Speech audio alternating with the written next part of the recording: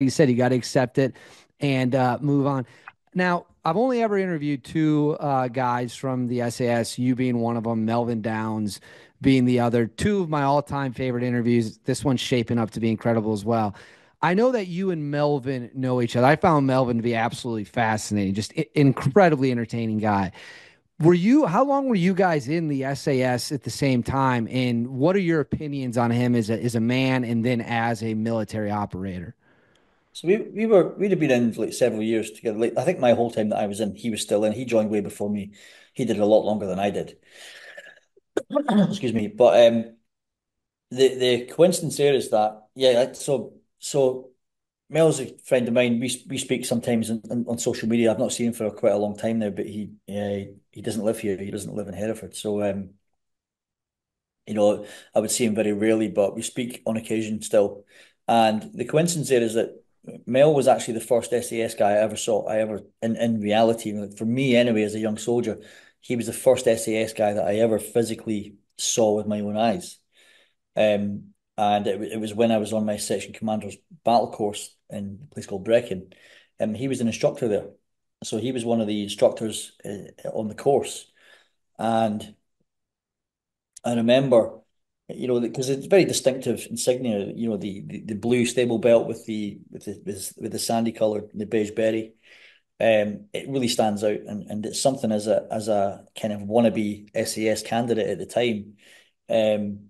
It was something that I really looked up to, and um, I remember one of my friends saying, "There's always an SAS guy down there, like an instructor." So I was kind of looking for who the SAS guy was, and then I remember the first day I saw Mel, and just being in absolute fucking awe, because he's a physical specimen. He's always Yeah. been.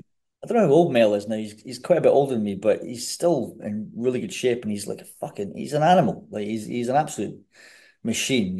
But he was kind of like, even in the SAS, he was like one of the guys who was like known as being fucking like a bit of a machine within that elite group at the time. Um, and I guess the regiment sending someone to an external infantry battle school, they want to send the best. It's a bit like the DS, that are on selection. It's like usually the cream of the crop that get those positions. Um, but there are certain guys that are just more cut out for that role, I think. And they're all very much of a similar ilk. It's always like the guys who are physically really fit. Not to say that other people are unfit, but there's guys that just are a little bit more physically advanced, I would say, because you have to be as a DS. So in this battle school that I did this course, Mel was the SAS instructor, and he wasn't my instructor, but he was one of the instructors in the same school. And I remember we did this. He did what's called a 3 miler. So you do like a 2 miler, a 3 miler, and you do a 5 miler, an 8 miler. And the 5 miler and 8 milers are squaded runs, but the 2 miler and the 3 miler are individual best efforts. So there's a time limit that you've got to pass this test. So and it's a pass or fail. And the 3 miler is a fucking beast. It is just horrible. It is absolutely horrible. Right? It's disgusting because you've got to go like fuck. You got to, within the very word go, you've got to move, and you've got to keep moving at a certain speed, or you will not pass it. Like loads of people fail it. Um, I'm proud to say actually, I was the first over the line. I actually got the fastest time in the whole course, right? But I was really fit at the time myself. But we we we were at this meeting point at the bottom of this hill. So the start point for this 3 miler is at the bottom of this hill, and it starts, and you look up the hill, and it's like a zigzag range road, goes all the way up, and it seems to go on forever. Then eventually goes over the brow of the hill, and then you're into more undulating, kind of more flat terrain. But I'd say the first mile is on an incline, and Mel was like the hare. He was the guy who had to go first, and we were like he led by example. So he would go, and then you had to try and catch him. No one did, but I remember just sat there, and then he's getting ready to go, and we were all watching him, and he just set off, and he just didn't fucking stop, like to the top of the. He ran all the way with a pack on his back as well, and the pack wasn't light. he ran all the way to the top of this fucking hill, and everyone just like, holy fuck, that's like it's insane.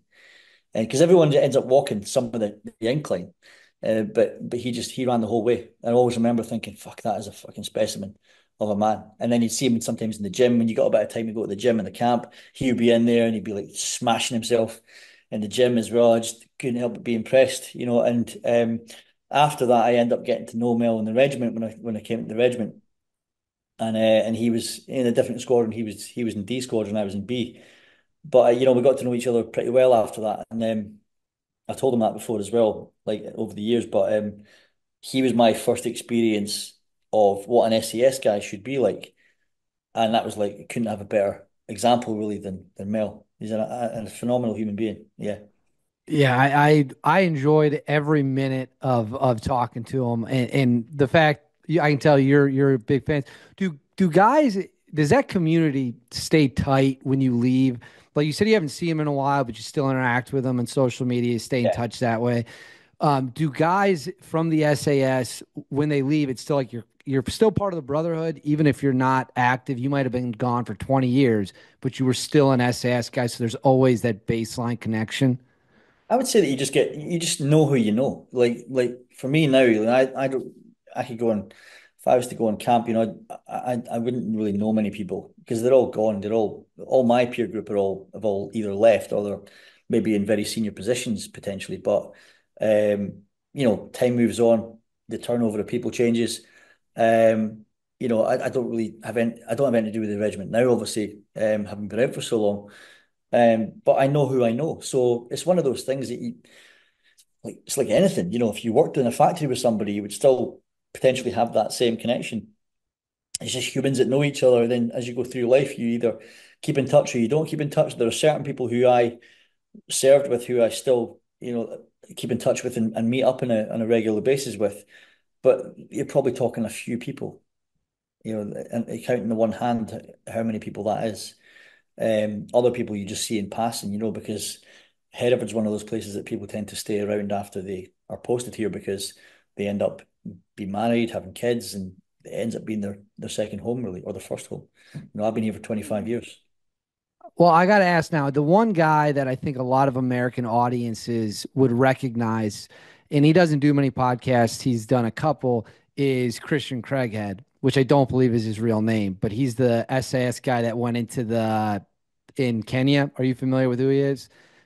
Yeah, yeah, Um, I know him. Yeah, I know him pretty well. that's what I was gonna ask. Did you ever cross paths with him at any point in time? No, we were in at different times. Yeah, I left by the time he joined. I'd already been and gone. So Gotcha. yeah, different eras. I got to know him just through obviously being in this community as a local community. People know people. You know, we crossed paths after that and got to know each other. But yeah, not serving at the time. We didn't serve together. No. It's one of the most, I mean, I know you're familiar with what went down in Nairobi, but that shit is, I mean, it's just crazy how evil those people were and what he did. There's a famous photo of him with Trump in the Oval Office. He's got his Yeah, thumbs up. I think he's smiling. I yeah. saw, He's at the Trump rally recently as well. oh, was Yeah. he? Oh, I didn't even know that. That's crazy. I Yeah. just bring it up because I know a lot of Americans who watch these interviews and stuff are obviously familiar with who he is. Um, there's a very fun rivalry